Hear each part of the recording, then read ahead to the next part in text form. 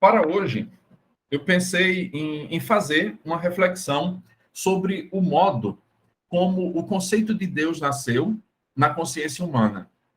Naturalmente, esse estudo nos leva às origens da humanidade e nos obriga a remontar a um longínquo passado, a época em que o homem se elevou definitivamente de uma condição superior àquela de um animal.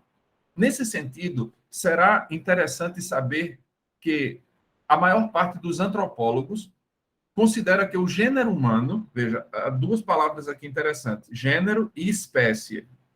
Gênero é aquele princípio maior e a espécie é como se você tivesse o gênero humano é uma coisa mais ampla e a espécie humana é alguma coisa mais é alguma coisa menor. Então, a maioria dos antropólogos considera que o gênero humano surgiu na Terra com o Homo erectus, né? O homem que andava em pé. Quando, pensando essa ideia evolucionista, quando começou a ficar em pé para exercer algumas funções melhores. Então, esse é o gênero humano. Aproximadamente 500 mil anos atrás. E que a espécie humana nasceu com o Homo sapiens, que é o homem. Homo sapiens em latim significa o homem que sabe, quando começa a ter consciência de si mesmo. E isso aconteceu mais ou menos 100 mil anos antes de Cristo. No primeiro estágio da humanidade, os homens se davam à magia como forma de religião. Não propriamente de religião, mas como forma de relação com o divino, que é muito mais do que uma religião. Em seguida, desenvolveram-se as religiões primitivas, que dividiremos em 3 grandes grupos. Num estágio mais avançado de consciência, o homem iniciou o cuidado com os mortos e depois o culto a eles. O misticismo se nos apresenta como forma mais perfeita de uma vivência com o divino. Eu vou compartilhar aqui a tela com vocês, que são aqueles slides. Se alguém já está com eles e quiser ir acompanhando, muitas das coisas que ali estão um resumo de todos os tópicos que eu vou tratar aqui.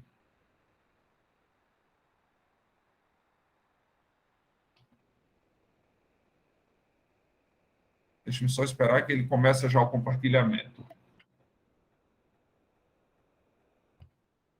Pronto.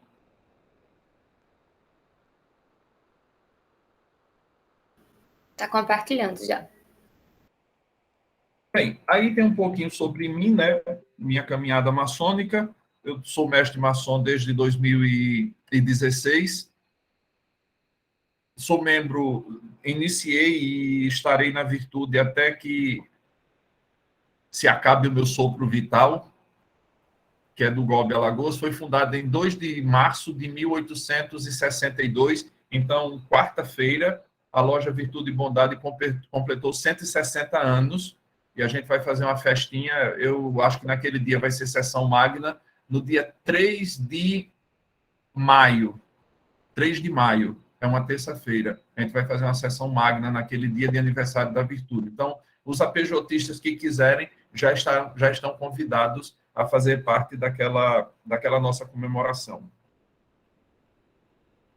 Eu estou agora, atualmente, como venerável mestre da loja.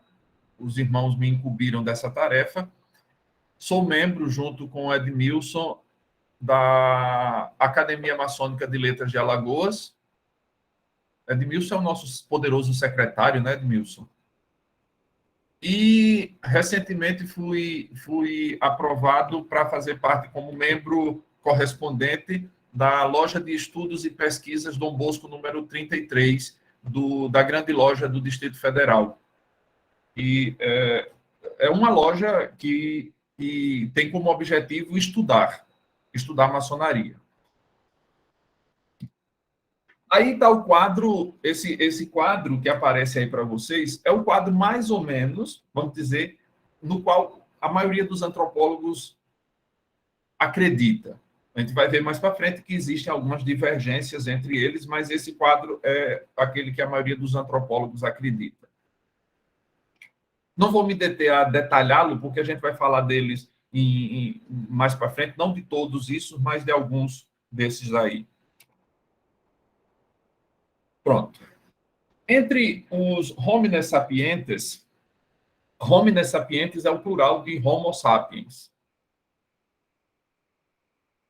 Entre os homines sapientes mais conhecidos, encontramos o homem de Neandertal, ao qual se atribui o início do culto aos mortos.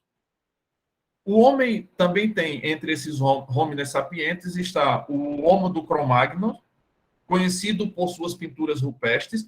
Essas pinturas rupestres, segundo a interpretação mística ou esotérica dos grupos mais ligados à magia, essa coisa toda, existe um significado, talvez mais para frente eu vou falar agora, a gente vai falar da magia mais lá para frente, mas aquelas pinturas, segundo interpretam alguns magistas, era o homem primitivo desenhava aquilo para facilitar. Veja que são sempre pinturas em uma relação de caça.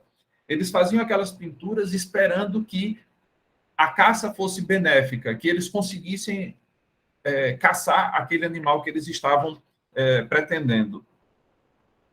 E o último, vamos dizer, dessa linhagem dos homines sapientes, está o Homo sapiens sapiens, o homem que sabe que sabe. Considerando o primeiro espécie, que é considerado esse Homo sapiens sapiens, o primeiro espécime do homem moderno. Ele teria feito sua aparição mais ou menos 30 mil anos antes de nossa era. Essas informações são interessantes, mas se relacionam, sobretudo, à evolução milenar que se produziu no corpo físico do homem. Então, toda essa linha de evolução, essas divisões que a gente faz, é sobre a evolução do corpo físico. A gente não está tratando da alma ou da consciência. Por outro lado, elas são muito aproximativas, essas datas todas que vão aparecer ali, são muito aproximativas, principalmente no que se refere às datas sugeridas para a aparição de cada tipo hominídeo. A título de exemplo, certos cientistas consideram que o Homo erectus já povoava nosso planeta há mais de 10 mil anos antes. As divergências são ainda mais marcantes quando se trata de definir o ancestral do Homo erectus, ou seja, o ancestral do próprio homem, pois ainda assistimos ao confronto de diferentes correntes de pensamento, principalmente três. Uns, a primeira, consideram que ele descende do Homo habilis, que proviria de um elo perdido que ainda não foi definido. Né? Acreditam que esse elo exista, mas ninguém sabe dele. Por enquanto, é uma incógnita. Outros, a segunda vertente, pensam que ele proviera do Ramapiteco, que seria o ancestral dos grandes macacos antropomorfos, gorilas, chimpanzés, que seriam eles nossos primos mais distantes, digamos assim. E um pequeno grupo, o terceiro, afirma que o Homo erectus é o resultado de uma longa corrente que remonta aos primitivos lêmures, o que faria do homem um descendente direto dos primeiros símios. Diante dessas três grandes tendências científicas, colocamos-nos na posição dos teólogos, porque consideram que o homem foi feito à imagem de Deus e, como tal, sempre foi homem. Do ponto de vista místico, interessa-nos, acima de tudo, a evolução da consciência humana. Pois bem, embora saibamos que existe uma estreita relação entre essa evolução, a evolução da consciência, e a que ocorreu no corpo físico do homem, é impossível conhecer a época exata na qual os primeiros homens tomaram consciência de sua condição de seres humanos, assim como não podemos definir em que momento da pré-história o ser humano pensou pela primeira vez. Na realidade, devemos considerar no plano filosófico que a história do homem transcende em muito a história do seu corpo, pois ela começa no momento em que a alma foi criada no pensamento divino e depois projetada para o mundo material. A história se faz a partir de documentação. Então, como é que a gente divide isso? Quando a gente vai encontrando artefatos, que aí a gente diz, o ser humano aqui começou a pensar, quando ele começa a fazer suas pontas de flecha, suas facas de pedra. Então, a gente não tem uma máquina do tempo que a gente possa voltar e dizer, aqui começou o processo de pensar. Então, a gente vai se baseando na documentação para estipular algumas coisas. Por isso, essas eras são marcadas por hipóteses. Hipótese é um primeiro passo de uma pesquisa científica, mas ela não é, o nome hipo, em grego, é um prefixo que significa sob. Então, hipótese é uma tese inicial, vamos dizer. Ela não é a tese, ela não é a ciência, mas ela é a ideia primeira, e a partir da qual a gente vai tecendo as coisas. A segunda, uma outra coisa que eu queria deixar para quem tem interesse nessas coisas mais esotérico-místicas, a leitura de um livro chamado Kybalion. O Kybalion. Ele tem disponível grátis na internet. Depois, Sara, se você quiser, eu disponibilizo uma cópia lá no seu WhatsApp, você compartilha com seus confrades. Eu já ia até perguntar como se escrevia para poder botar aqui, mas eu agradeço a cópia. Obrigada. E, na verdade, esse livro é um desdobramento das chamadas 7 leis de Hermes Trismegisto. Ele não são as leis, mas são as considerações das 7 leis e com alguns comentários sobre essas leis. Mas elas nos ajudam muito a entender a relação nossa com Deus, quem é Deus, o que é o mundo, essas coisas todas. É um livro extremamente interessante.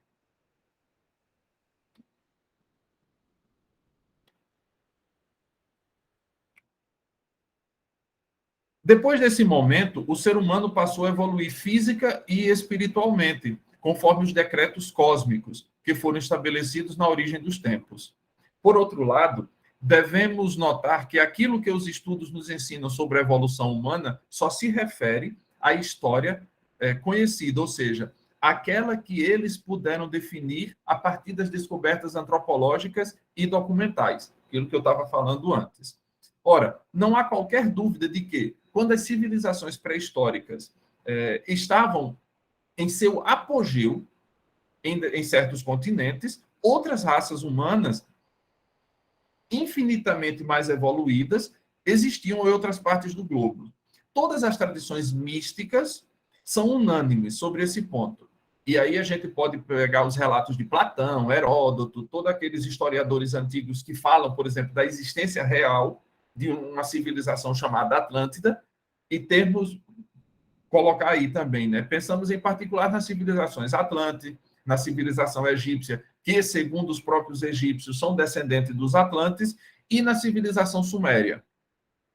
Embora não possamos determinar a partir de que momento da história conhecida o homem primitivo foi capaz de pensar, é certo que ele foi confrontado por um grande número de fenômenos que não conseguia compreender e, por consequência, não podia dominar.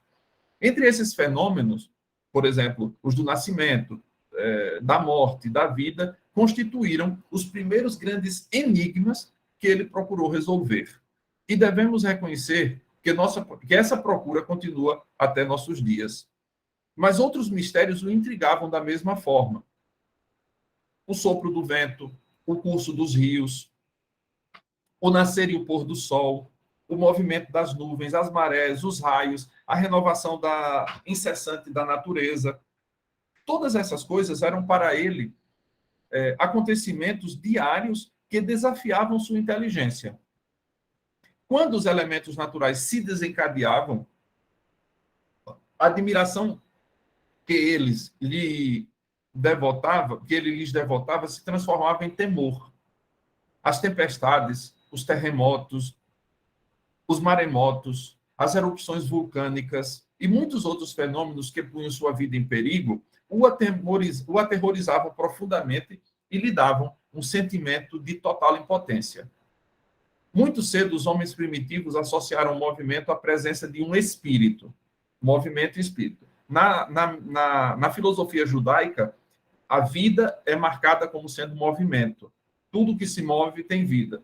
Aristóteles e outros grandes filósofos atribuíam, eu não vou falar disso especificamente, vou só fazer um aceno mais para frente. Aristóteles, por exemplo, atribuía que os astros tinham consciência. os planetas, as estrelas, eles tinham consciência, porque eles se movimentavam, então eles eram vivos, então tinham consciência. Em outras palavras, em sua compreensão limitada, aquilo que se movia o fazia em função de uma vontade própria. Para voltarmos aos exemplos que demos anteriormente, o vento, rios, o sol, etc., eram considerados entidades animadas de um espírito capaz de lhes dar movimento, força, calor e todas as características que se pode atribuir aos elementos naturais. Conforme o caso, essas características eram julgadas boas ou más, favoráveis ou desfavoráveis. Quando um vulcão entrava em erupção, eles pensavam que isso acontecia porque seu espírito desejava manifestar sua cólera e puni-los por algum mal feito. O mesmo acontecia quando a maré crescia muito ou o trovão se fazia ouvir. Ao contrário, quando uma brisa suave vinha temperar a atmosfera em um dia quente de verão, eles viam nisso um sinal de clemência do espírito do vento. Do mesmo modo, quando o sol reaparecia após uma tempestade violenta, eles imaginavam que o espírito do sol havia vencido das nuvens de chuva. Esses raciocínios podem nos parecer bastante primários, e realmente o são, mas não pode ser diferente quando o pensamento é incapaz de compreender os fenômenos a que é submetido. Partindo do princípio de que tudo à nossa volta possuía um espírito animado, por sua vontade deliberada de feri-lo ou de lhe ser benéfico, o homem acabou por imaginar práticas que pudessem amenizar a cólera dos espíritos maléficos e atrair os auxílios dos espíritos benevolentes. Assim nasceram as formas de magia e as religiões primitivas que, durante milênios, contribuíram para a evolução da consciência humana. A gente vai para essa segunda parte, que é as magias primitivas. Com suas magias, os homens primitivos pensavam reproduzir os efeitos que eles mesmos haviam experimentado ou atrair para eles as virtudes que atribuíam a certos espíritos. Esse fato é claramente definido pelos antropólogos, que consideram a magia primitiva repousava em duas espécies distintas, que eles denominavam, respectivamente, de magia por semelhança e magia por contato ou por contágio. De acordo com a primeira, a magia por semelhança, os homens primitivos pensavam provocar certos efeitos negativos ou positivos, imitando as causas que os produziam na natureza. Por exemplo, quando eles desejavam que chovesse, passavam horas a imitar a chuva por meio de um recipiente cheio d'água com pequenos furos na parte de baixo. Quando desejavam a morte de um animal ou de um inimigo, faziam uma imagem de madeira que traspassavam em diversos pontos. Por semelhança, eles acreditavam que a vítima sucumbiria aos fenômenos correspondentes. Essa prática ainda é usada por tribos primitivas hoje em dia, encontradas por aí. O voodoo, por exemplo, é um exemplo disso, né? Ela faz parte das crenças supersticiosas. A magia por contato ou por contágio se fundamenta no princípio segundo o qual seria possível, pelo contato, atrair as qualidades do espírito que animava uma coisa ou um ser vivo. O exemplo mais corrente dessa prática mágica nos é dado pelos primitivos, que ainda hoje usam um colar no pescoço feito de garras ou dentes de animais selvagens. Eles imaginavam que o espírito do animal que mataram continua a animar os dentes e garras e que, por seu intermédio, eles se beneficiam das qualidades atribuídas ao animal em questão.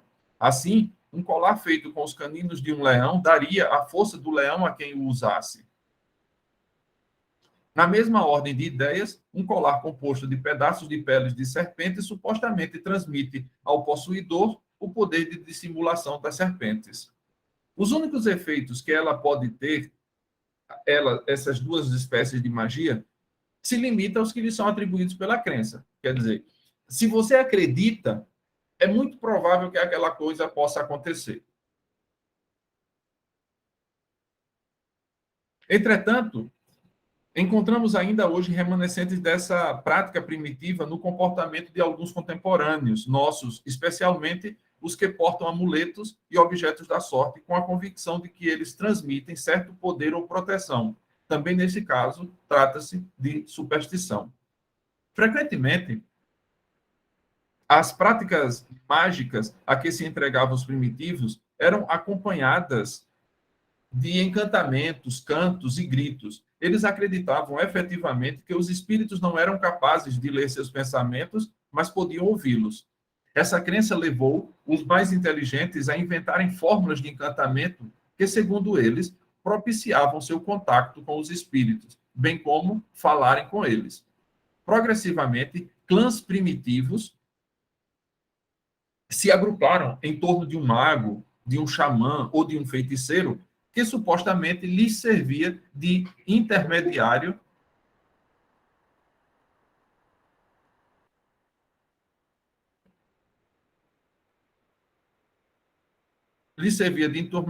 para a comunicação com as forças do invisível. Com o tempo, esses magos, xamãs e feiticeiros utilizaram os poderes que lhe eram atribuídos para aumentar sua autoridade e exercer dominação sobre seus semelhantes.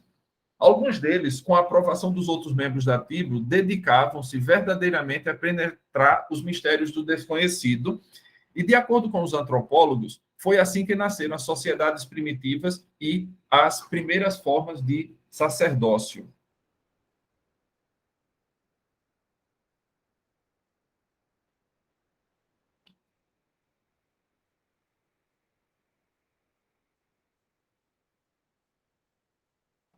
E aí a gente vai para as religiões primitivas. As primeiras formas de religião, como acabamos de dizer, tinham muitos pontos em comum com a magia, tal como era praticada nas épocas mais remotas da humanidade.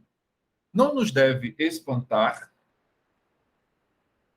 portanto, que a primeira forma de religião tenha sido classificada como animista.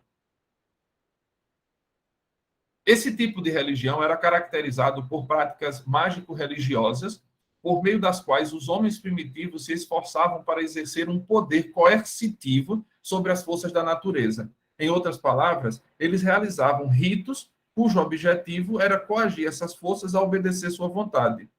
Encontramos a perpetuação dessa religião primitiva no xamanismo, em que o xamã, que é ao mesmo tempo religioso, mágico e feiticeiro, pretende obrigar os espíritos a se curvarem às suas ordens, por meio de procedimentos que incluem a evocação, o canto, o transe, entre outros.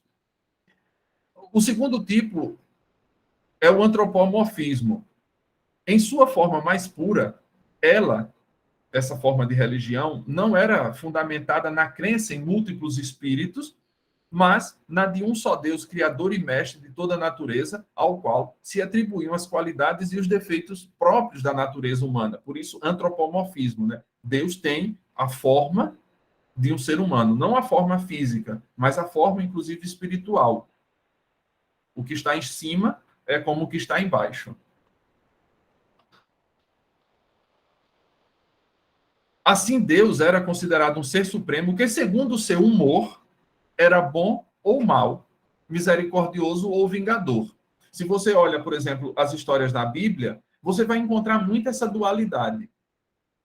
Na Bíblia e em outros textos sagrados, obviamente não aqueles mais maniqueus, você não vai encontrar a existência de um princípio bom e um princípio mau. Não seriam dois princípios, mas um mesmo princípio que poderia ser analisado como favorável ou desfavorável, como bom ou mal, como ajudador ou dificultador. Aí é onde parece que os maniqueus e o zoroastrismo vão se separar dessa corrente, né? E começa um dualismo, depois essa dualidade se vai multiplicando para cada força da natureza constituir uma divindade separada. Por isso, os primitivos odiavam essa divindade da mesma forma, com a mesma intensidade com que a amavam. Deus era amado e odiado ao mesmo tempo, segundo fosse favorável ou desfavorável. Para eles, o problema estava principalmente em atrair a clemência e fugir da ira desse Deus por meio de cultos que, em sua origem, comportavam sacrifícios não só de animais, como também de humanos. Se a gente for olhar a história das religiões na humanidade, você vê aqui os maias, os egípcios passaram por isso, o povo dali da região de Israel evoluíram de um sacrifício de humanos e animais para depois só sacrifícios de animais, e depois esse sacrifício transformasse, como vai dizer um profeta, não sei se Oséias, ou Amós não é não, mas parece-me que Oséias vai dizer que o sacrifício dos lábios, a oração já era suficiente para Deus. É um processo de evolução. Sacrifício de todo tipo de coisa, vegetal, animal e humana, depois sacrifício só vegetal e animal, depois só vegetal e depois um sacrifício só verbal. A terceira grande religião primitiva corresponde ao mecanicismo. De acordo com essa doutrina religiosa, o homem primitivo se sentia ligado à divindade por uma espécie de processo mecânico que ele não podia controlar. Isso é interessante. Ele estava convencido de que fosse o que fosse que pudesse pensar, dizer ou fazer, ele não podia escapar da vontade divina.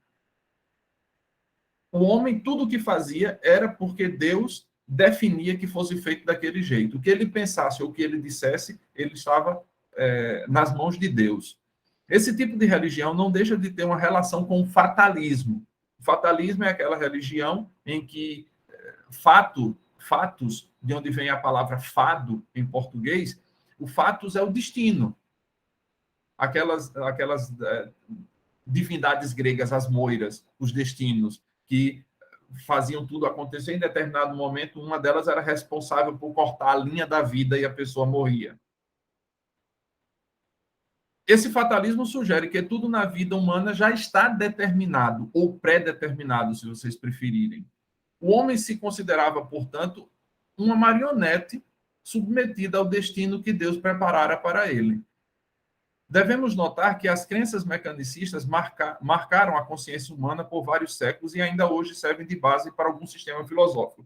Vejam, por exemplo, quando a gente analisa o Novo Testamento, o fato de Judas ter traído Jesus. Em um determinado momento, Jesus diz: era preciso que isso acontecesse. Então, se a gente pensar efetivamente, Judas não tem culpa nenhuma, porque ele estava fazendo aquilo que deveria ter feito. E, se a gente pensar na lógica do Novo Testamento, sem Judas, a redenção não teria acontecido.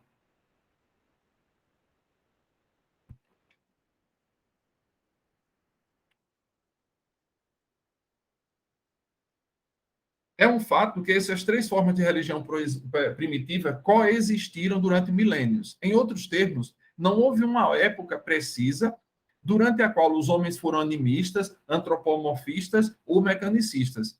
A maior parte dos cultos primitivos era uma mistura dessas três tendências e, de acordo com as circunstâncias e necessidades do momento, pareciam-se mais com uma do que com outra. Para o homem pré-histórico, o que importava acima de tudo era fazer-se compreender pelas forças invisíveis, que ele não via, mas cuja existência pressentia. Foi exatamente por isso que ele concebeu um número infinito de cultos para estabelecer um contato, uma comunicação, um diálogo com a fonte dessas forças. Nesse sentido, devemos notar que a prece é uma prática anterior a todas as religiões atuais, pois remonta às primeiras tentativas do homem primitivo no sentido de solicitar a proteção, o auxílio e o perdão do Deus em que acreditava. Os antropólogos, a gente vai entrar agora nessa parte do culto aos mortos, os antropólogos nem sempre têm condição de dizer exatamente em que momento da pré-história surgiu o culto aos mortos. Como dissemos rapidamente antes, a maioria deles pensa que foi na época do homem de Neandertal.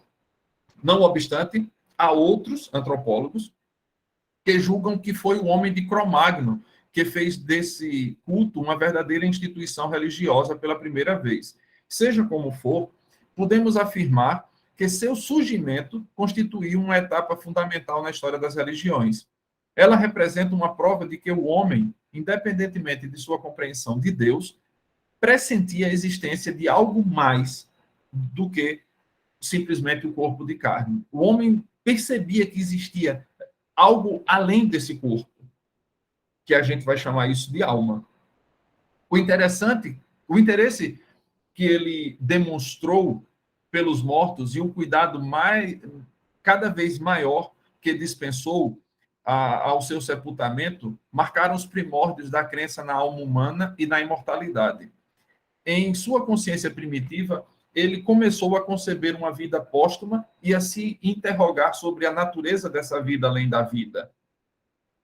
A partir dessa época tão remota, as religiões primitivas passaram a se interessar cada vez mais pela vida após a morte, pois o homem tentava compreender o que sua alma, seu espírito, se tornaria após a morte.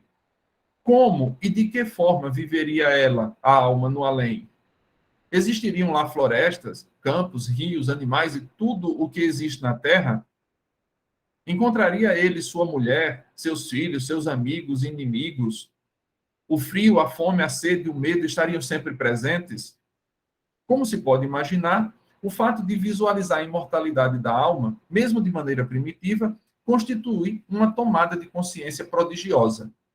Podemos mesmo dizer que ele foi a origem da busca espiritual do homem. Entrar em comunicação com os espíritos da natureza tornou-se secundário para ele, pois passou a desejar o contato com a alma dos defuntos. Paralelamente a essa pesquisa, a certeza de que era uma criatura, a imagem de Deus, se fortaleceu gradualmente em seu pensamento e a vontade de conhecer a Deus intimamente tornou-se o principal objetivo de sua existência. Quando analisamos as grandes religiões atuais, percebemos que... Deixa eu ver aqui, acho que tem que passar aqui o slide.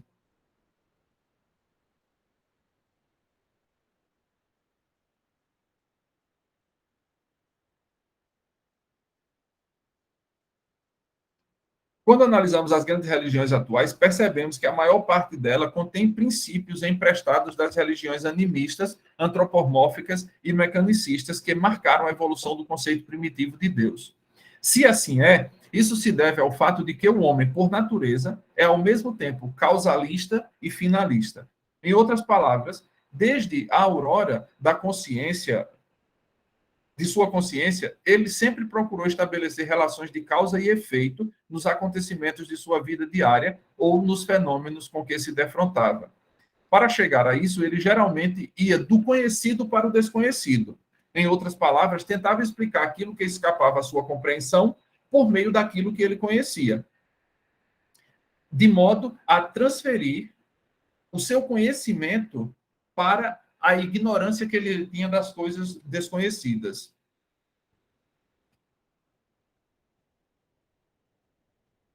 Essa tendência inata fez o homem, desde a noite dos tempos, fazer muitos esforços para penetrar os mistérios de sua própria natureza e tentar aproximar-se de Deus. Em nossos dias, essa tendência continua a guiá-lo em sua busca espiritual. A curiosidade que anima o homem de hoje não difere muito daquela curiosidade que animava o homem primitivo. Aristóteles, de fato, vai dizer, eu acho que é no primeiro livro da Metafísica, ele diz que o princípio do conhecimento é a curiosidade. Se você tem curiosidade por alguma coisa, você vai procurar saber o que ela é, como ela acontece, por que meios ela se transforma ou se opera. A diferença essencial está no fato de que, em nossos dias, temos muito mais meios, a gente pode dizer meios mais tecnológicos do que tinham os nossos antepassados. Ontem teve reunião presencial lá no trabalho, que é de tecnologia, né, o Instituto Federal de Educação e Tecnologia, e os professores estavam tudo na fila para assinar a lista de frequência. Aí um professor, como mentor, disse, olha, no Instituto de Tecnologia, a gente está com essa tecnologia tão ultrapassada. Mas essa tecnologia de escrever foi a tecnologia que dividiu a história em duas partes, né? Pré-história e história. É a tecnologia mais antiga e a gente não pode desprezá-la.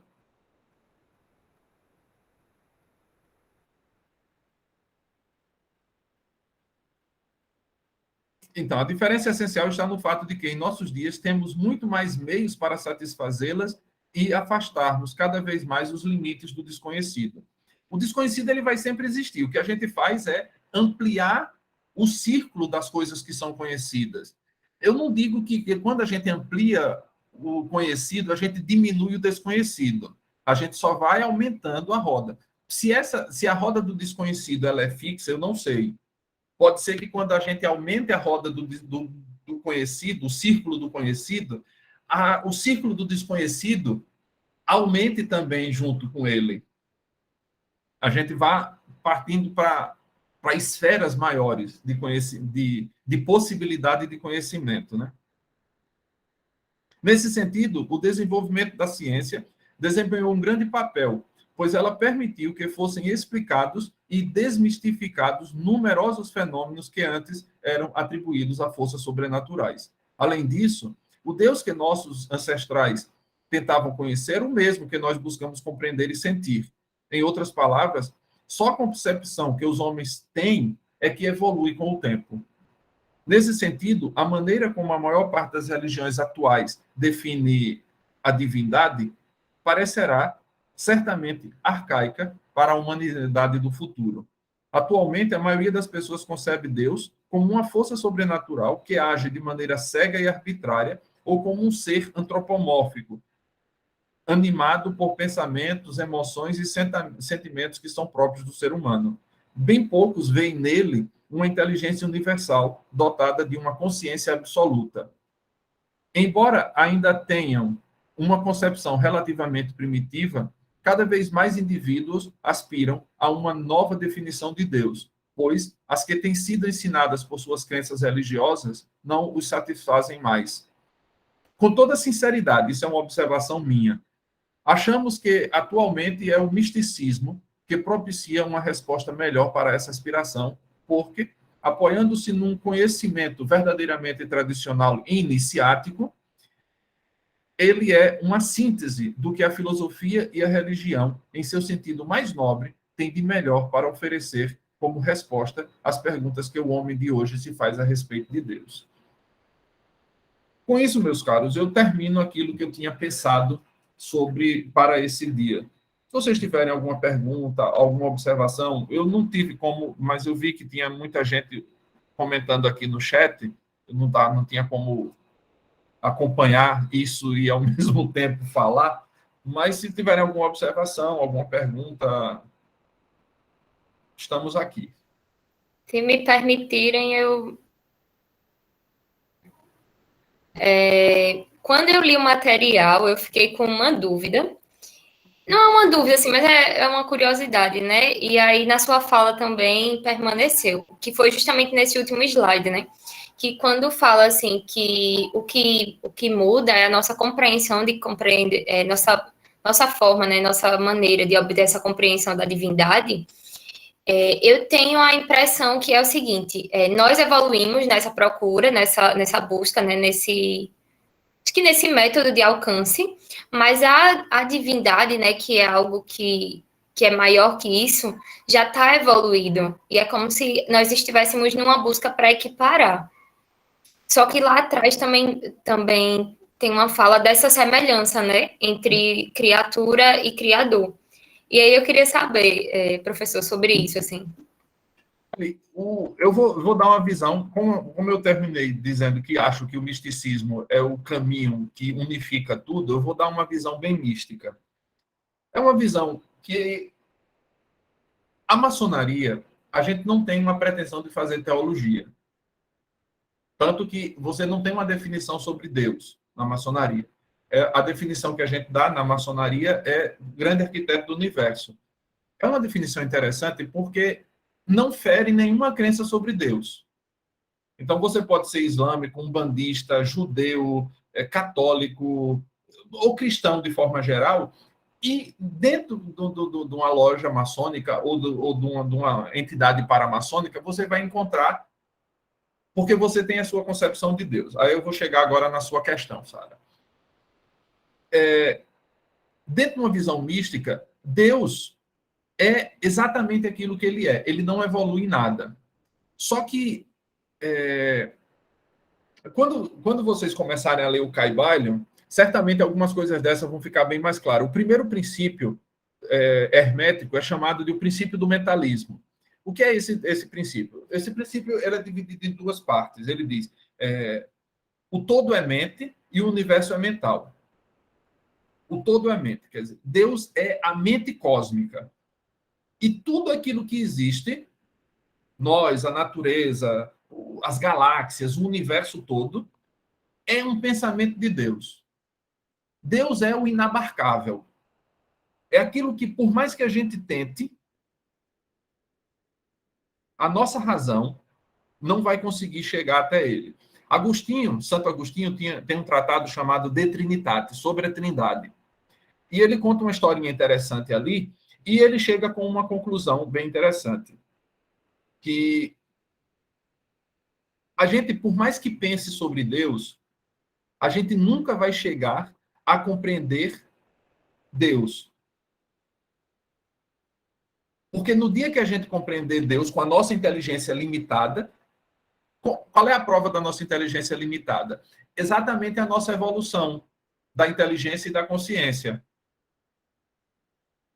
Por mais que a gente esteja hoje num mundo em que as tecnologias, esse desenvolvimento tecnológico e da inteligência esteja tão avançado, isso ainda não é aquilo a que a gente pode chegar. Eu não sei dizer em que ponto a gente está, se está no meio ou se apenas saiu do início. A história, vamos dizer, da consciência está muito curta. 10, 30 mil anos, vamos dizer.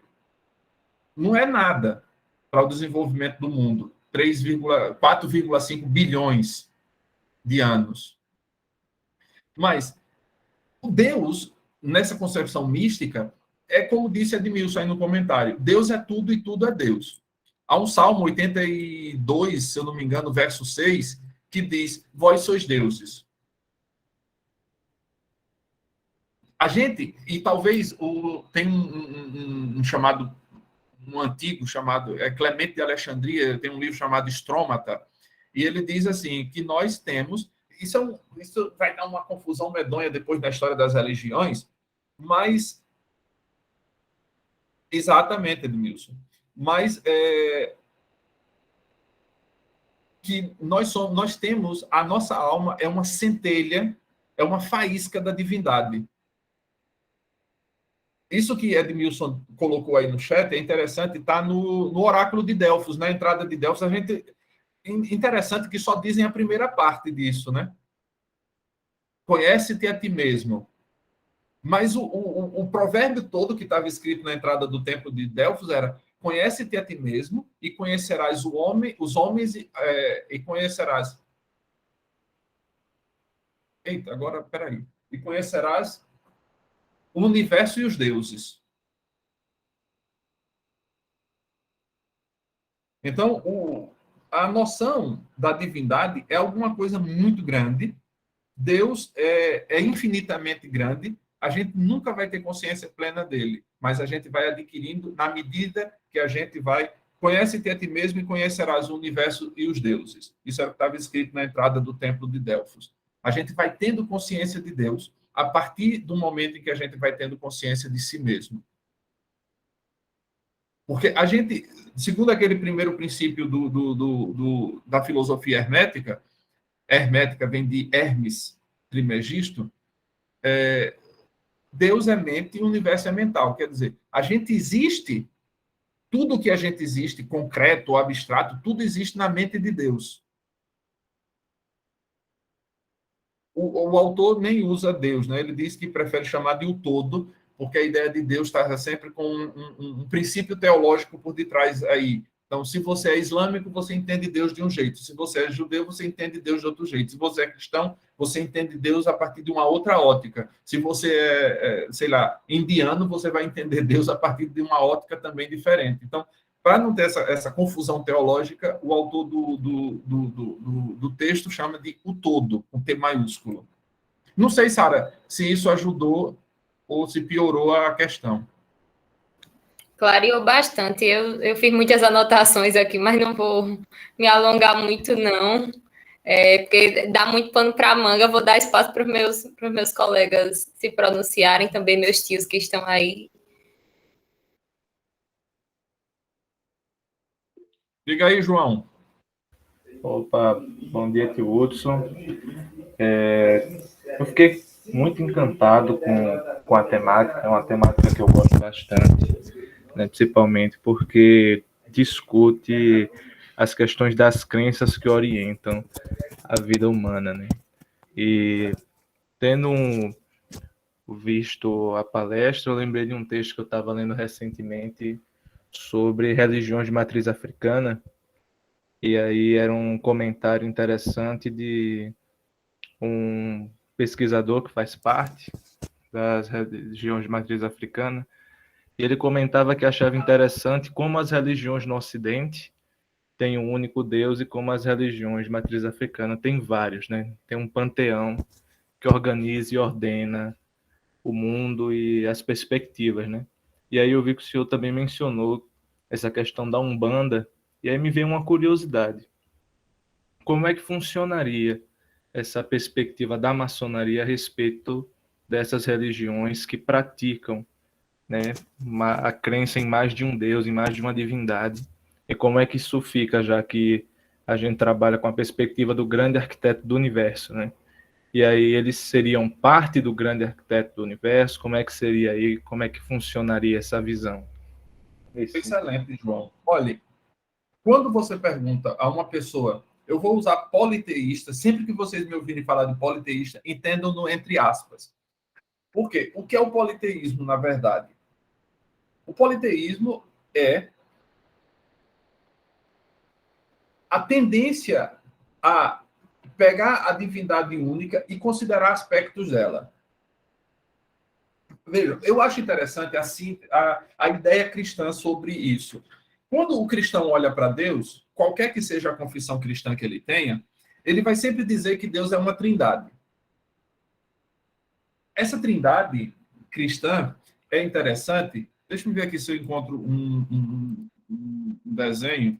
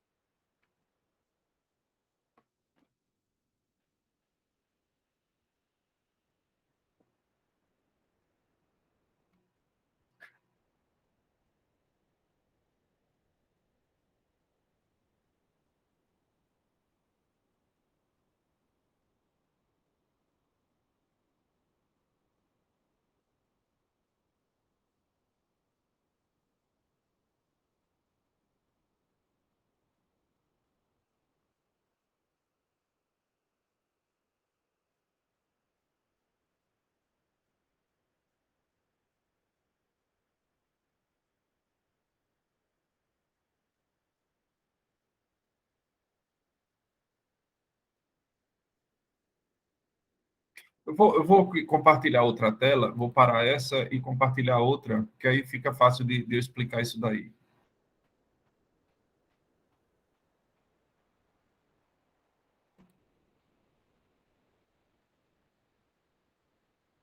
Então, quando já aparece a tela. Quando essas pessoas que se dizem politeístas entendem Deus, eles pensam basicamente de uma maneira bem reduzida a isso que no cristianismo se entende. Veja, você tem a visão de Deus. Aí esse Deus, os cristãos dividem em três: é o Pai, o Filho e o Espírito Santo. Eles fazem esse triângulo.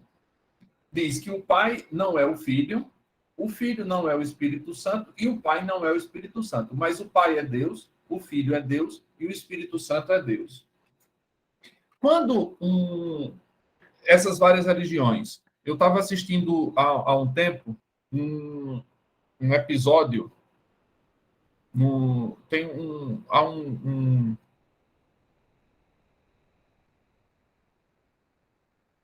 a TV Cultura, há alguns anos colocou uma série de documentários sobre religiões. Eu me esqueci agora como é o título do documentário, mas dessas tem vai falar de diversas religiões e, num determinado momento, vai ter as religiões de cunho, não as religiões de cunho africano, mas uma religião de cunho indiano. Eu acho que foi os Hare Krishna. E aí o líder dos Hare Krishna estava falando, diz, olha, a gente não acredita na existência de muitos deuses. A gente acredita na existência de um único Deus, só que a gente entende esse único Deus como manifestado de diversas formas. Então, quando eu tenho um amigo que é pai de santo, e eu conversando com ele, uma vez, ele disse, não, a gente acredita que existe um só Deus, os orixás não são Deus. Na cabeça desse pai de santo, seria como se os orixás fossem o equivalente aos anjos, ou os equivalentes aos santos na perspectiva católica, ou, dentro dessa perspectiva indiana, é como se os orixás fossem manifestações da própria divindade. Então, é o Deus que se manifesta de determinada forma. O Deus único que se manifesta como o criador da água e mantenedor da água. E o interessante dessas religiões é que o Deus tem sempre a face feminina e masculina. Porque a ideia de Deus, ainda que a gente use verbos masculinos, adjetivos masculinos, é que Deus ele não é masculino. Deus está para além dos gêneros. E aí, essas religiões mais politeístas vão imaginar, por exemplo, você tem na africana, você tem a Iemanjá, você tem Iara, que são femininas. Mas são, dentro da mentalidade deles, expressão desse mesmo Deus, ou desse todo, né? desse absoluto, que se manifestará de acordo com a nossa compreensão ou com a nossa percepção. Mas é sempre um Deus só. O que a gente vê é como você olhar para um diamante. Você tem diversas faces. Ou um dado, não precisa nem ir muito longe. Você tem um dado. Você sabe que um dado tem 6 faces. Um cubo. Tem 6 faces. Mas sempre que você olha para ele, você só tem 3 faces que você pode distinguir. O máximo que você pode. Você pode ver somente 2 faces ou somente uma face, mas você nunca vai ver as 6 faces dele. O máximo que você consegue ver são sempre 3. E aí, as outras 3 ficam desconhecidas. Se você virar esse dado, esse cubo, você vai ver as outras 3 faces, mas aquelas 3 primeiras que você tinha visto, você já não as vê mais. Com a divindade, eu acredito, há uma coisa semelhante. A gente tem a percepção, só que o todo é tão grande para a nossa capacidade que a gente termina compartimentando esse Deus, e aí você vai ter Pai, Filho, Espírito Santo, ou Krishna, Brahma, Vishnu, mas sempre é uma unidade. Não sei, João, se isso ajudou, se deu uma resposta. Ajudou sim, principalmente a sair dessa perspectiva, né, de mais fechada de como as coisas funcionariam ou não funcionariam. Né? E até um pouco de perspectiva, se a gente pensar sobre a história do Brasil, né, e como os negros africanos fizeram para continuar o culto das divindades aqui, utilizando as imagens dos santos católicos, né? E aí deu para amarrar bem. Obrigado aí, viu, pela resposta. Dizem até, tem uma coisa relacionada com isso, dizem que, por exemplo, quando a gente pensa em alquimista, o que é que a gente pensa? Um grupo de gente que estava nos laboratórios tentando fazer metal vil transformar-se em ouro. Só que quando a gente olha o símbolo do chumbo, por exemplo, e o símbolo do ouro, o símbolo do chumbo é igual ao de Saturno. E o símbolo do ouro é igual ao símbolo do Sol. É sair daquele homem velho, porque Saturno era o deus primitivo da mitologia grega, greco-romana, e para o Sol, que era o deus novo. É você sair do homem velho para o homem novo. É você deixar de ser vicioso e se transformar em virtuoso. Só que falar esse tipo de coisa num ambiente dominado pela religião é muito mais complicado do que vocês. Não, eu estou tentando fazer ouro. Ouro é a coisa que todo mundo quer ter, inclusive os grandes líderes religiosos. Então, era mais aceitável você tentar fazer ouro a partir de matéria vil do que você tentar, sem a religião, fazer com que o homem fosse um ser melhor. Dizem que esse era o grande trabalho, a grande obra que os alquimistas queriam atingir. Aí faziam essa, vamos dizer, esse sincretismo. Escondiam as crenças verdadeiras atrás de uma outra simbologia, que fizeram os africanos, né? Pegaram as divindades deles e esconderam atrás de outras divindades. Excelente. Pessoal, quem quiser ir falando, pode fazer como o João também, de ir levantando a mão aí no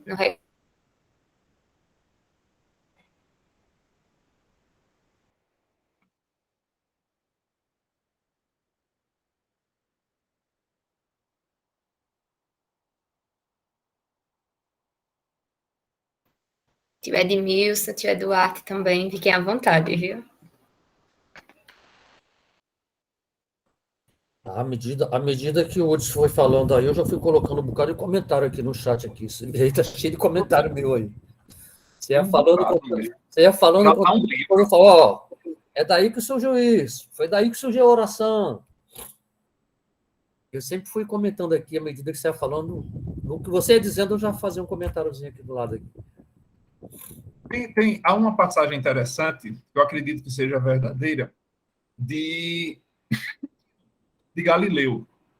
Galileu Galilei.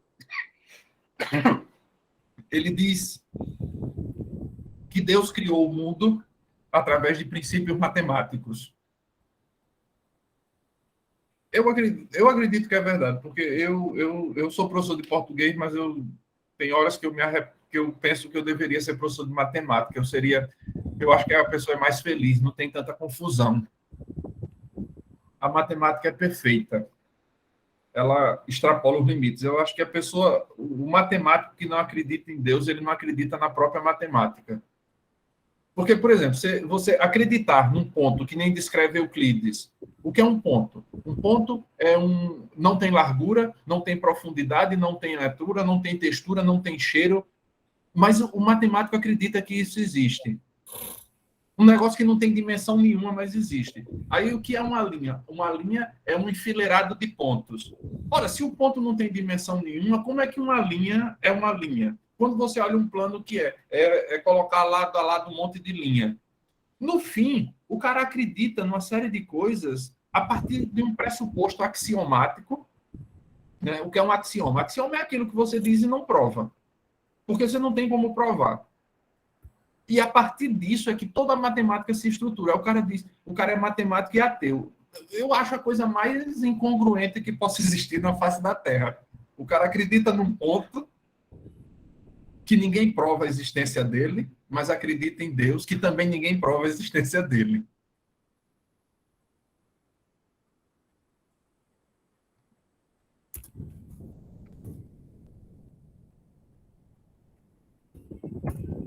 E falando até sobre isso, já que o pessoal está em silêncio, eu vou fazer uns comentários. Eu também fui fazendo uns comentários no chat junto com o Tia Edmilson, né? E duas coisas que me chamou muita atenção é justamente isso, Tio Hudson. Eu sempre tive uma dificuldade de entender como que as pessoas conseguiam, claro que isso é um direito das pessoas, né? Mas para mim é muito difícil conseguir diferenciar de fato Deixa eu ver se eu consigo colocar em palavras mais objetivas o que eu estou pensando. Muitas vezes as pessoas justificam que não creem em algo propriamente místico porque acreditam puramente na ciência. Mas eu, particularmente, não consigo enxergar essa diferenciação, né? Claro que nas minhas pessoais. E aí eu estava lembrando, por exemplo, sobre algo que eu estudei lá atrás, tem muitos anos, que é a arqueoastronomia. E na arqueoastronomia eu falava justamente sobre o que você falou lá no começo da palestra, que é sobre essa questão das pinturas rupestres, de como elas se relacionam, né, com o céu, que era o único parâmetro dos homens primitivos de conduzir ali a sociedade, né? Então, basicamente, eles olhavam para o céu para determinar seus plantios, suas colheitas, seu modo de viver ali todo organizadozinho. Até depois a gente tem relógio solar, né? Enfim. Mas as pinturas rupestres e os monumentos, eles também mostram a relação do homem, né, com a natureza e com a divindade, com as crenças místicas. E aí tem até nessa época, assim, eu não vou saber falar com tantos detalhes, mas na época também falava sobre o monumento de Stonehenge. Eu sou tão desenvolvida na linguagem, não sei se a pronúncia está certa, mas falava sobre isso também, né? Sobre qual seria a finalidade cultural, qual a finalidade espiritual. E essas pinturas mostravam muito como o homem se relacionava com a natureza, de forma também muito mística, né? E aí tem até as frases dos teóricos que diz que somos feitos de poeiras das estrelas, que tem também na Bíblia dizendo que do pó viemos, ao pó retornaremos. Então, tem não propriamente dizendo religiosa, né, mas espiritual, essa conexão mística com a conexão científica, né, que é aquilo ali que é mais palpável, assim.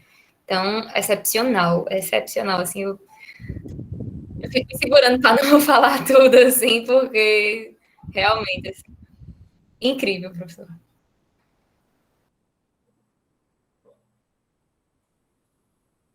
Uma coisa, Hudson, que eu tenho notado muito, somente nós lá na maçonaria, nós temos até uma grande vantagem lá na nossa loja. Que nós temos nós, irmãos, nós temos a fraternidade feminina e nós temos esses meninos aí. Aí lá atrás da porta, na porta de entrada ali, tem a igualdade, liberdade e fraternidade. Eu sempre digo, aquilo ali é o reflexo da nossa loja aqui. A igualdade somos nós, irmãos, somos todos irmãos. Então, existe a igualdade. A fraternidade são nossas fraternas, que vivem fazendo assistência social, se preocupando com a parte da sociedade que não é bem atendida. E tem a liberdade, que são esses jovens. Então, nós fazemos, e com outras palavras, né? Nós fazemos justamente o que está aquilo ali, a liberdade, igualdade e fraternidade, uma coisa antiga, e nós estamos praticando isso uma modernidade, uma coisa, um modo agora diferente de tratar as coisas. Isso tudo é maçonaria. Todos nós acabamos fazendo trabalho maçônico. Nós já fazíamos, agora estamos fazendo mais juntos uns dos outros. Tá? Porque a maçonaria é maçonaria, é uma entidade, é uma coisa, não tem o que se falar, é uma coisa. A maçonaria não trabalha. Não é a maçonaria que não trabalha, são os maçons que não trabalham, são as pessoas que não trabalham. A maçonaria é uma entidade, é uma coisa muito... assim, não tem como se falar dela. Não, o ente jurídico não faz nada, né? Então, nós é que temos que fazer isso. Quem faz são os entes, exatamente. Os entes físicos. Eu uso muito aquela... E outra coisa, nós temos lá na loja também uma imagem, eu fui muito feliz quando eu coloquei aquela imagem, 2x2, não sei se você já viu lá. Fica do lado ali na coluna norte sua e sul nossa. Imagem enorme. É aquele homem trabalhando na pedra bruta, na metade para baixo aqui é uma pedra. Eu sempre falo, principalmente quando eu estou nos graus filosóficos, vocês estão vendo aquilo ali, agora vocês enxergam aquela imagem no grau que vocês fizeram hoje? Enxergam. Um dia eu perguntei para os aprendizes, o que vocês estão vendo ali? Que grau está escrito ali? Ah, o grau 1, porque vocês só têm conhecimento até o grau 1. Eu tenho o grau 33, eu olho para aquela imagem ali, eu vejo o grau 33. Então, você vê aonde o teu conhecimento que está aqui, você consegue enxergar. Como é que o cara criou o fogo? Eu fiz até um comentário aqui naquilo que você falou no início do homem primitivo. Como é que ele conseguiu fazer aquele negócio, ou rodar ali na madeira e sair a faísca, que pega fogo, alguma coisa? É uma inteligência que está por trás disso. Tem que ter uma inteligência. Senão não teria feito aquilo. Né? Então, e eu já li também uma vez que nós não aproveitamos da nossa inteligência, acho que está na casa de 3% só, cara, da nossa inteligência que está aqui. Porque nós não somos acostumados a trabalhar com isso. Eu li um livro uma vez, foi Como Mantenha Seu Cérebro Vivo. Eu achei muito interessante aquele livro, Você está numa mesa aqui, como eu estou na minha mesa aqui trabalhando, onde é que está o lixeiro? Está do meu lado direito aqui. Se eu vou jogar um papel, é automático, eu vou com a mão aqui para jogar. Aí no livro ele diz o seguinte, troca de lado. Quando eu queria jogar um papel fora, eu jogar, aí eu olhava, eita, não está aqui não, eu troquei de lado. Olha, minha inteligência, minha memória começou a trabalhar. Porque eu estava máquina, eu estava pegando e jogando aqui. No momento que eu joguei, que eu vi que não estava ali, minha memória começou a trabalhar. Eita, você acabou trocando o lugar, cara, é do outro lado. O único joguinho que eu tenho no meu celular. Tô vendo aí. Aí é interessante, cara, essas coisas. O cara dizia, olha, quando você chegar em casa, onde é que está a luz? Abre a porta, onde é que está a luz? Do lado da porta, principalmente quem mora em apartamento. Não é isso? Você abre a porta, a luz está ali no interruptor, né? Para você acender. Ele falou, não acenda. Vá para o teu quarto, vá para onde você quiser, mas você acender a luz, o teu cérebro trabalhar. Senão ele atrofia, ele vai ficar parado ali. Ele está fazendo por... É que nem diz assim, solta o burro que ele chega na casa dele. Você pega teu carro, se você está na faculdade, vai para casa, tu pode estar conversando com quem quiser, que tu já vai... É automático aquilo ali. Ele diz, mude a rota. Vive muito no automático. Mude a rota para o seu cérebro trabalhar. A gente não está acostumado a fazer esse tipo de exercício. Aí que é por isso que dizem que nós só usamos 3% da nossa memória aqui, da nossa inteligência. Por quê? Esse tipo de exercício, não somos acostumados a fazer isso. Uma vez eu estava, acho que era na maçonaria, aí fui para casa e meus filhos, minha esposa estavam na casa do meu pai. Eu peguei o carro, saí da maçonaria, eu fui para onde? Caminho de casa. Quando eu estava chegando perto de casa, eita porra, minha mulher e meus filhos estão na casa do meu pai. Eu voltei. Por quê? Eu não pensei naquilo ali. Que eu tinha levado antes, eles para lá, eu tinha que ir lá para casa do meu pai para pegar minha esposa e meu filho para poder ir para casa. Foi tão automático aquilo ali que eu saí, eu fui direto para casa, não fiz esse trajeto. Eu falei, rapaz, olha. Esse daí é incompreensível. Outro dia desse eu fui comprar comida. Eu sempre vou a pé, porque é perto de casa. Nesse dia, não sei por que razão, eu tinha ido para outro lugar. Aí voltei, estacionei o carro e fui para comprar comida. O meu costume de ir comprar a pé é tão grande que eu já estava voltando para casa sem carro, ia deixar o carro estacionado. Aí quando eu já estava na frente, que bati na cintura, eu o que é que eu estou fazendo com a chave do carro? Eita, o carro ficou lá. Eita, tenho que voltar agora tudo para pegar o carro. Mas que a gente vive no automático. Exatamente. Vive muito por isso. Quanto mais a gente tenta fazer... Às vezes, eu tenho a sorte de ser ambidestro. Então, muitas vezes, eu tomo nota das minhas coisas. A minha mão dominante, obviamente, é a direita. A esquerda não tenho tanto domínio, mas eu faço anotações também com a mão esquerda para sair do habitual.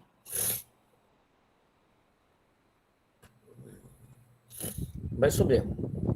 Tem que aprender muito a trabalhar com a nossa inteligência, sabe?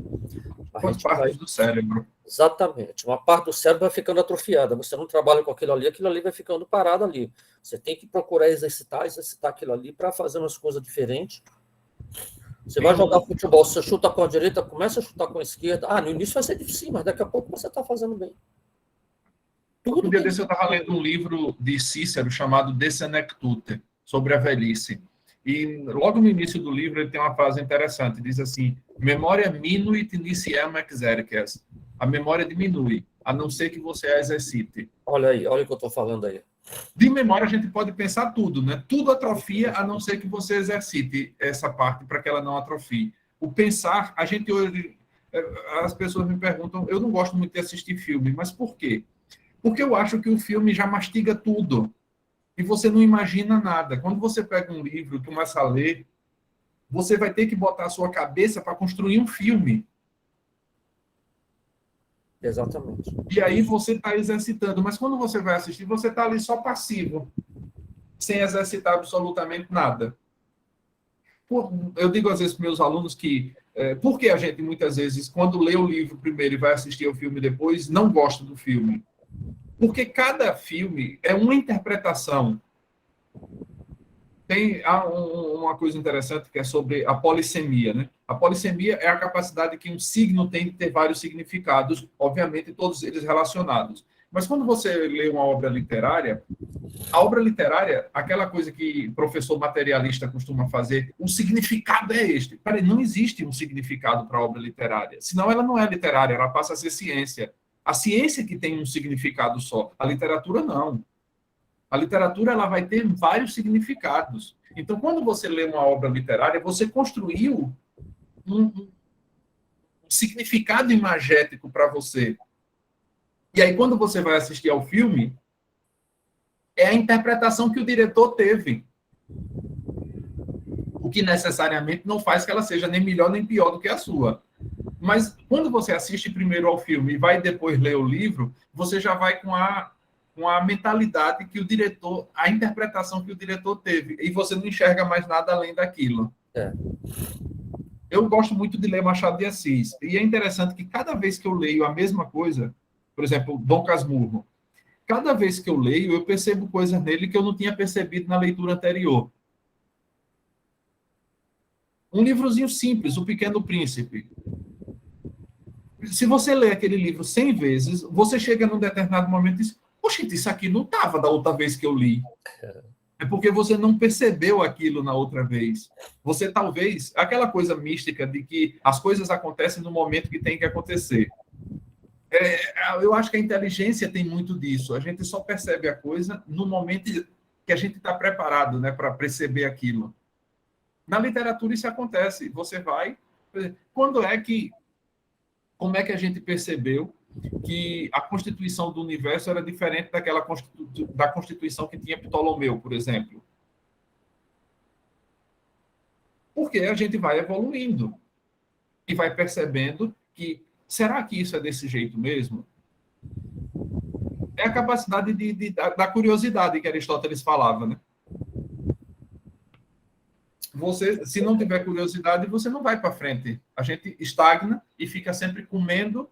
Eu brinco para os meus alunos dizendo assim, olha, quando a gente assiste a um filme, você, voltando para aquela coisa de antes, né? Você tem a interpretação que o autor deu. É como você comer uma comida que outra pessoa mastigou.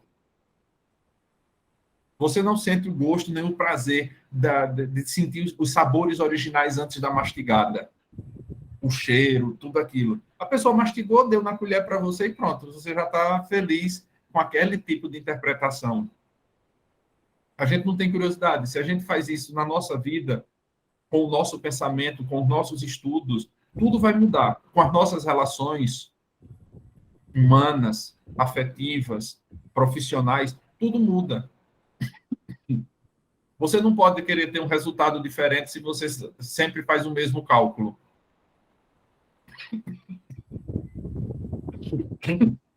Engasguei aqui com o meu terreno. Ô, tios e primos, tem um joguinho que está disponível tanto para Android quanto iOS, que é o Monument Valley. E é excepcional esse joguinho. Primeira vez quando eu abri, né? Meu namorado mostrou, eu fiz, oxe, você tá me mostrando um joguinho de espírito. Aí ele virou, oxe, eu nunca sabia que esse joguinho era de espírito, achei que era só de geometria, né? E aí você vai... Agora sim, o contra dele, né, que ele é pago.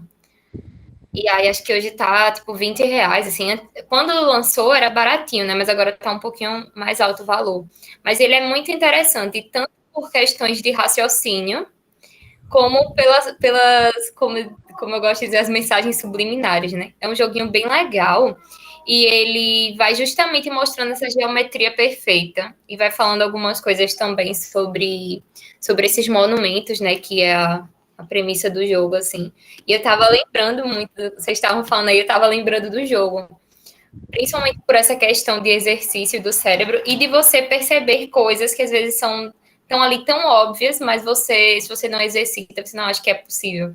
E aí ontem eu tava jogando, né, no celular dele, que eu não tenho coragem de pagar.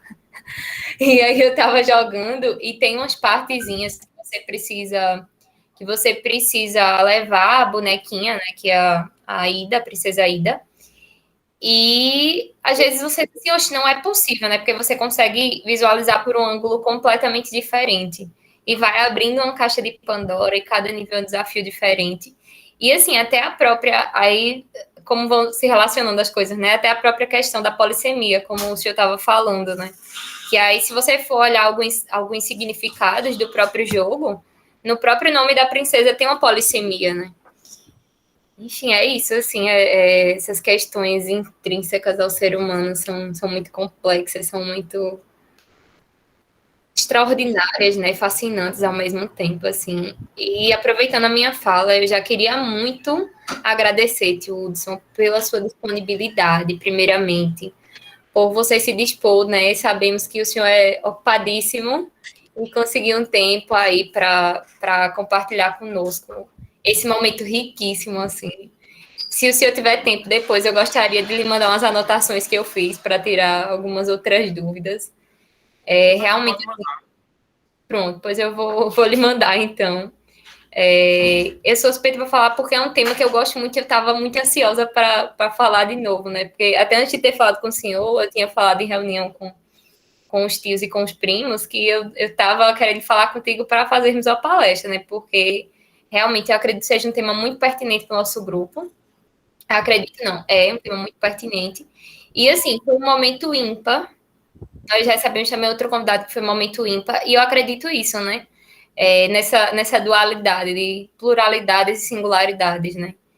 E assim, realmente foi um momento de muito crescimento, e o que eu penso também, né, que quero compartilhar com meus primos aqui, é que muitas vezes essa semente, né, ela não é tão óbvia quanto a gente imagina, mas é justamente uma semente que vai ali florescendo dentro da gente, as palavras vão reverberando, vão repercutindo, né?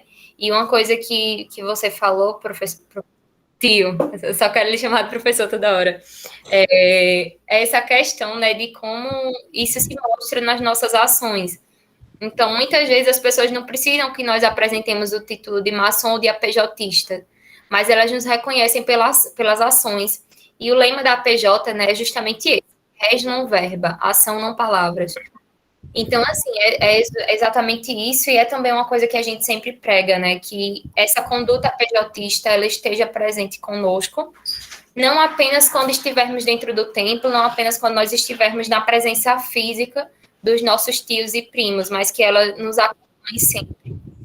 E que nós consigamos, né, perpetuar isso aí, salvar as gerações que, tristemente, não têm as mesmas vivências, os mesmos ensinamentos que nós, né? É exatamente isso, assim, uma sementinha a ser plantada e semeada aí no mundo. E é inquestionável, né, a relação de suas falas, de seu conhecimento que o senhor trouxe com tudo isso, e, acima de tudo, eu acho que a palavra que definiria para mim é a relação da sua temática com o processo, né? Porque ser APJista, eu não posso falar do ser maçom, mas do ser APJista eu não vejo como algo pontual, específico, né? Eu nunca gosto dessa ideia de pontual, específico e retilíneo, porque é como se você, quando você pensa em algo muito pontual e específico, é como se você, como falar da felicidade, né? As pessoas, às vezes, acredito que se frustram porque esperam ser felizes assim, vou ser feliz quando comprar um carro, e aí chega lá e não é feliz, esquece de admirar o processo, né? E eu relaciono isso na minha vida, na minha percepção pessoal do APJista. Então, o APJista não é algo que ele se forma apenas na iniciação, quando ele adentra o templo, quando ele conhece, quando ele faz parte da ordem. O APJista é o processo e a reciclagem diária e contínua, né? Essa busca. E a espiritualidade tanto é imprescindível quanto é necessário que se cultive, que se trabalhe, para que a gente consiga aí, né, um mundo melhor e seres melhores, né? Esse trabalho mútuo, assim, cíclico. Então, assim, é excepcional. Vou dizer 3 coisinhas. Fique à vontade. São 2 irmãos lá da Virtude, o sapientíssimo Sebastião Cardoso, tem 54 anos de maçonaria. Ele diz uma frase sempre: é muito fácil ser maçom dentro do templo, difícil é ser maçom fora dele. E é onde justamente precisa, porque no dia a gente é para ser luz. A gente é para ser luz. Mas a luz não está para você pegá-la e colocar dentro de uma gaveta. Ela existe para iluminar as trevas. Outra frase interessante é do irmão, que é o Cícero Muniz.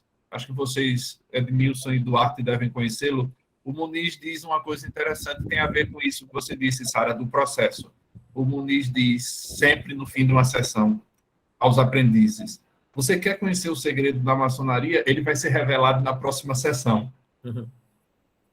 É o processo, é a vivência cotidiana do ser maçom que nos vai fazer maçom. E eu tenho uma frase, que é a frase que eu uso para a minha vida, é o meu lema: qui est homo, qui non potuit...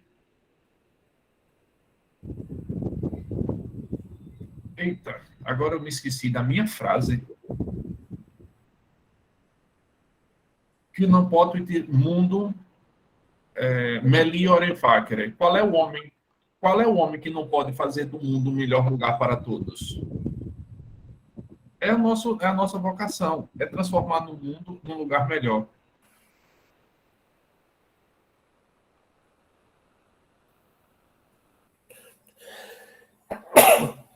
Incrível. Só para terminar, deixa eu contar um negócio rapidinho aqui. Um dia eu encontrei eu indiquei um rapaz para trabalhar lá no Grande Oriente. Ele não é maçom, não. Estava precisando de um rapaz lá, ele foi meu aluno, eu indiquei ele. Aí que ele ficou sabendo que eu era maçom. Aí ele falou: rapaz, ele disse assim: professor Edmilson, agora que eu entendo muita coisa que você fazia lá com a gente na sala de aula, porque você é um maçom. Olha aí.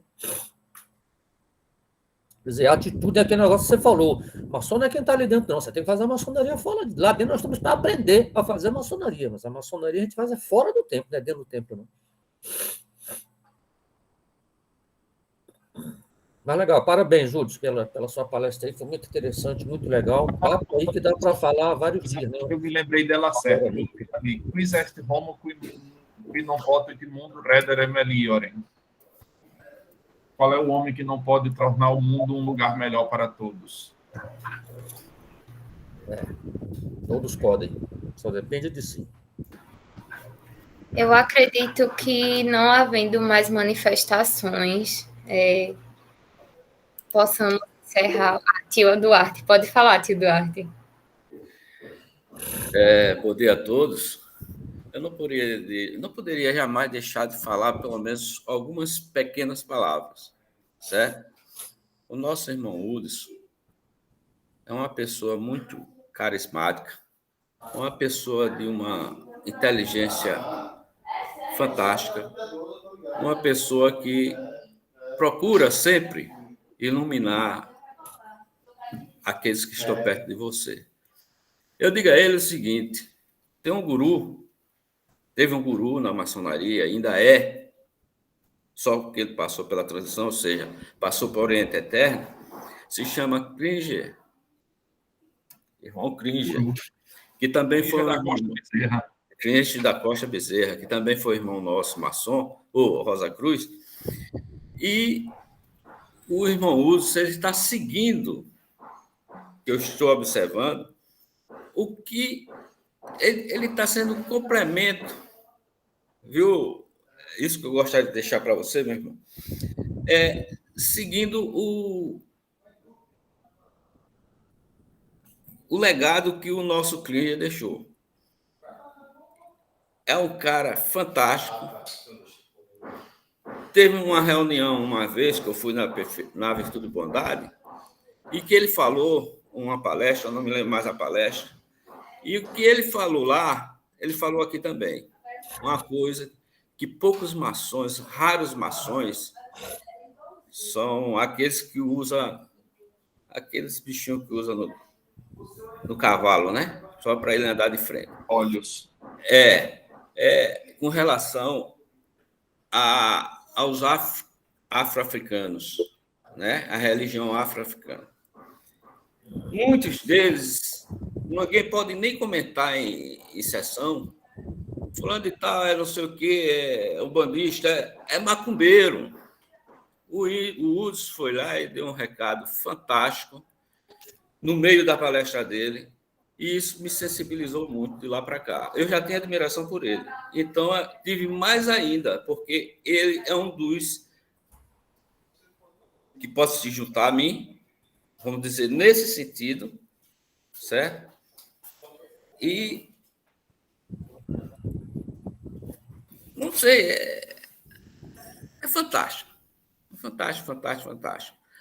Eu perdi aquela reunião sua, naquele dia que você ia falar sobre maçonaria e religião, mas hoje eu acredito que não foi tão diferente, não. Né? Tanto é que eu deixei de... O Mariano nos convidou para participar hoje de uma elevação.